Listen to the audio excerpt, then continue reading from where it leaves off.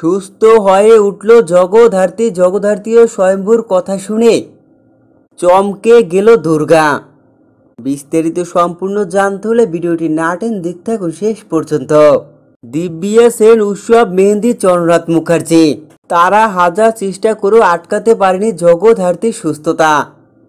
তাদের সমস্ত প্ল্যানের হাত থেকেই সুস্থ হয়ে ওঠে জগদ্ধাত্রী।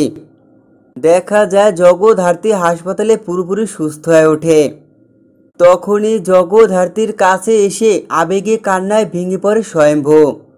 স্বয়ম্ভু জগদ্ধাত্রীর হাত ধরে জগদ্ধাত্রীর দিকে তাকিয়ে কান্না করে। তাদের ভিতরে অনেক দিনের না বলা কথা ভাবতে ভাবতে কান্না করতে থাকে স্বয়ম্ভু। স্বয়ম্ভু জগদ্ধাত্রীর হাত ধরে তার মনের সমস্ত কষ্টের কথা বলে। আর সবই দূরে দাঁড়িয়ে শুনে চমকে যায় দুর্গা।